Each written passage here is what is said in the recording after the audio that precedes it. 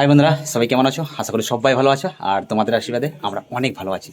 তো আজকে আমরা এসেছি একটা পার্সোনাল নয়, একটা দিদির বাড়িতে।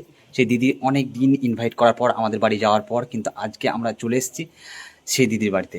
মনটাও খুব ছটফট করতো যে দিদির সঙ্গে কবে দেখা করব, দিদির সঙ্গে কবে দেখা হবে দাদার সঙ্গে।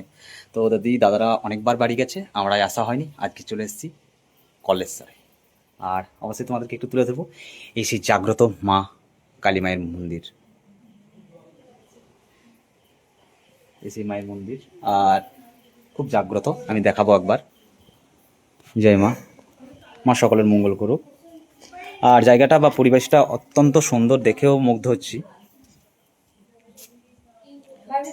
হ্যাঁ, এই দিদির বাড়িতে এসেছি, আমরা দাদার বাড়িতে এসেছি। আর অনেক দিনের অপেক্ষা, আমরাও ভাবতাম যে কবে আসবো সেই জায়গায়। আর এটা কি 12 মাস থাকে? এটা শিলামূর্তি মা বট গাছের মধ্যে আছেন। হ্যাঁ তো হ্যাঁ, বন্ধুরা তোমরা দেখতে পাচ্ছ মা বটের গাছের মধ্যে স্থাপিত হয়েছে। এটা শিলামূর্তি। প্রত্যেক অমাবস্যায় পুজো হয় এবং মানে প্রচুর লোকজন খাওয়া দাওয়া হয় প্রত্যেক অমাবস্যায়, প্রত্যেক মাসে। আর বিশেষ করে পুজোটা হয় চৈত্র মাসে। চৈত্র মাসের দিকে। হ্যাঁ, চৈত্র মাসে রাত্রে পুজোটা হয়, ওইটাই বেশি ধুমধাম হয়। আর এমন 12 মাস সবসময় পুজো হয়। মা ভীষণ জাগ্রত। বন্ধুরা তোমরা যাদের যাদের মানে মায়ের প্রতি ভক্তি, তো তোমরা অবশ্যই আসতে পারো। বসেছিলাম, তো বসে থাকার পর যেন ওখান থেকে উঠতেই ইচ্ছে করছে না। মানে আমরা থাকলে হয়তো ফোন নিয়ে যে হাঁটাঘাটি করি বা ফোন নিয়ে ভিডিও ছাড়ি, এর মধ্যেই ভিডিওগুলো পোস্ট করা হবে। খুব সুন্দর জায়গা, এতটা সুন্দর আবহাওয়া আর এতটা ঠান্ডা পরিবেশ, যে মনটা অত্যন্ত অত্যন্ত খুশি হয়ে যাচ্ছে। আর অবশ্যই ভগবানের কাছে আসলে তো অবশ্যই যত জ্বালা যন্ত্রণা সবই কিন্তু বিলুপ্ত হয়ে যায়। তো সব মিলিয়ে খুব ভালো লাগছে জায়গাটা। আর যাদের জন্য এসেছি, যাকে নিয়ে এসেছি, সেই বুদ্ধদেবদা ওখানে আছে, একটু যাবো তার কাছে আমরা। আর এই ঠান্ডার মধ্যে, এমনিতেও ঠান্ডা, তারপরে আবার পাখা চালানো হয়েছে, সবাই মিশে একটু ফোনটা সেটিংগুলো দেখে দিচ্ছে বুদ্ধদেবদা। অতুলদা কিসের জন্য এখানে? মানে ভালোবাসার টানে তো? অবশ্যই। তো ভালোবাসার টানটা দাদাকে কতটা ভালোবাসা, একটু আর যদি তোমাকে সেইভাবে দেখতে চায় একবার। বন্ধুরা মানে ভাষায় প্রকাশ করা যাবে না। এটা তো হচ্ছে গুরুদেব আমার, তো শুধু আমার গুরুদেব বলা ভুল হবে, অনেকেরই গুরুদেব। আর এই জায়গাটায় এসেছি মানে অ্যাকচুয়ালি দেখা করার জন্য এসেছি। আর দুজনের একটু সমস্যা ছিল ফোনের মধ্যে, তো সেই সেট আপগুলোকে ঠিক করে দেওয়ার জন্য ওদেরকে আমি নিয়ে এসেছি। আর জায়গাটাও খুব সুন্দর জায়গা। আর আসার কথা ছিল, কাঞ্চনদার হয়তো কিছু একটা প্রবলেম, তো সেই প্রবলেমটা আর আমি তুলে ধরছি না। তবে কাঞ্চনদা এখনো প্রবলেমে ভেসে আছে। তো কাঞ্চনদা এসে কেমন লাগলো বলো?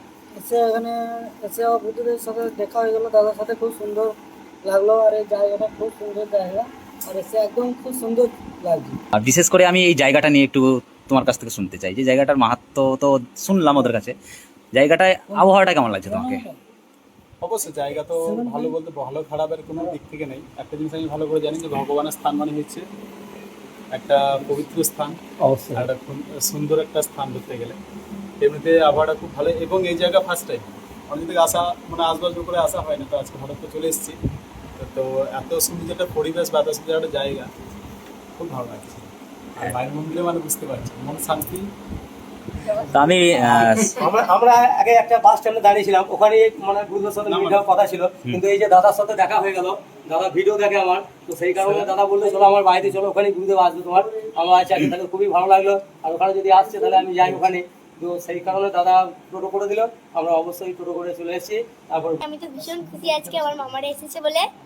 তো আর কি বলবো, আমার সত্যি খুব প্রিয় মামা, আমার খুব ভালো লাগে। তো অবশ্যই আর একটু দিদির কাছে যাব, দিদি একটু আমাদেরকে মন্দির দেখাবে। সত্যিই বন্ধুরা, যারা না এসছো তারা অবশ্যই আসো। আর এই মন্দির ভগবানের একটা আলাদা রূপ, কতটা শান্তি লাগছে মনে হয়। অবশ্যই অনেক। ফোনটাই দেখানো হবে না। দিদি ভাই ফোন